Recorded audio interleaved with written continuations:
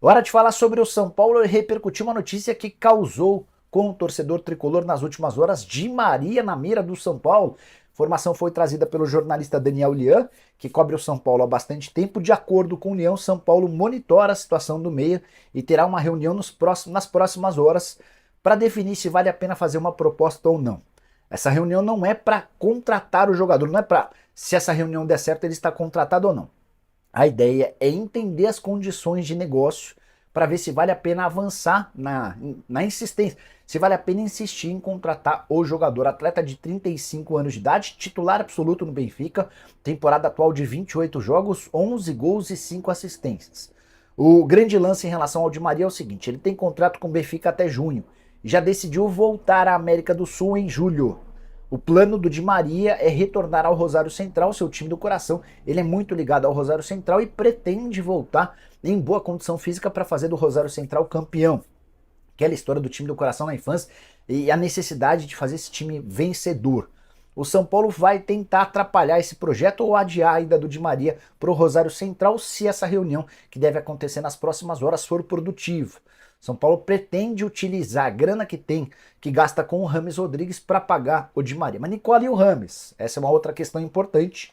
São Paulo pretende, ao longo dessa semana, se sentar com os representantes do meia colombiano, que não demonstrou muito carinho pelo clube. Você sabe que o Rames Rodrigues não foi a Belo Horizonte, ele não seria relacionado porque ainda não atuou. Foram 4 partidas no Campeonato Paulista e não ficou em condições de jogar nenhuma.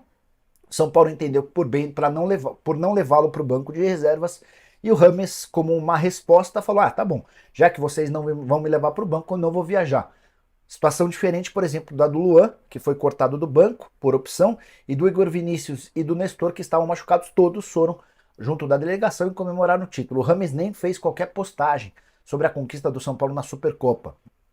E isso repercutiu mal, dando ainda mais ênfase para aquela história de que o Rames não tem interesse em jogar no São Paulo. O grande problema é que o tricolor deve dinheiro ao Rames pelo prêmio na assinatura do contrato do ano passado, e o Rames se tornou ainda mais caro. Ele ganhava R$ 1 milhão por mês no ano passado, o contrato previa um aumento para R$ 1,5 milhão mensais a partir desse ano. Então, o São Paulo espera por uma proposta do Besiktas. Se ela de fato chegar, existe uma boa chance de o Rames ir embora, e esse dinheiro, esse R$ 1,5 milhão prometidos a ele por mês, poderia ser utilizado na contratação do Di Maria, contratação das mais complicadas. A tendência é que ele vá mesmo para o Rosário Central, tá? Só para completar sobre o tricolor, Caio Paulista foi zoado pelos jogadores do São Paulo. O lateral, que era titular absoluto no tricolor, se mudou para o Palmeiras, nem foi utilizado na grande decisão, e durante o voo de volta de Belo Horizonte a São Paulo, Rafinha inventou a seguinte música: se liga aí, Moreira, vê se presta atenção, teve gente que pulou um muro e foi vice-campeão, fecha aspas. Ah, a saideira do São Paulo, Lucas Moura, deve ficar mais 15 dias de fora. A lesão muscular é mais grave do que se apresentava ou do que aparentava, e ele segue de fora nos próximos jogos do tricolor.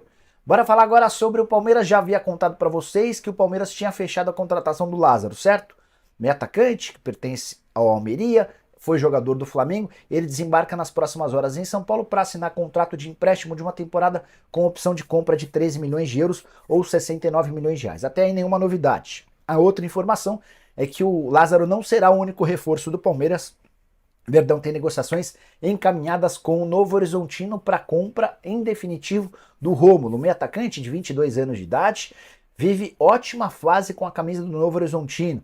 Foi talvez o melhor jogador em campo na vitória do time de Novo Horizonte contra o Corinthians nesse domingo, 3-1 na Neoquímica Arena.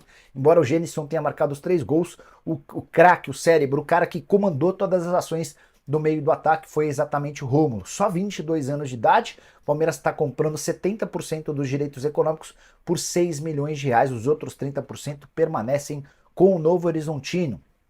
Temporada atual do Rômulo de 5 jogos e 1 assistência, temporada passada de 51 jogos, 11 gols e mais 9 assistências. Só para arrematar sobre o Verdão, desdobramentos da derrota na Supercopa, o Abel muito chateado falando sobre a sequência de perdas na hora da disputa por pênaltis. A frase do Abel foi a seguinte: nós não somos bons nos pênaltis, perdemos 7 de 8. Eu não sou competente para ajudar meu time a bater os pênaltis, fecha aspas. Queria a sua opinião sobre o tema: o que acontece com o Palmeiras, que vai tão bem no tempo normal e vai tão mal na decisão por pênaltis. Bora fechar o vídeo para falar sobre o Corinthians. Quero começar contextualizando uma informação que surgiu no domingo e causou alvoroço. Mano Menezes não foi demitido. Olivério Júnior, jornalista dos mais antigos, super conhecido e de ótimas fontes, chegou a assegurar que o Mano estava demitido e que já há um técnico contratado para o seu lugar. Conversei com o staff do Mano, conversei com uma pessoa do Corinthians e ambas asseguraram que não existe nada nesse sentido. Quero acrescentar com mais novidades, reforços a caminho do Corinthians.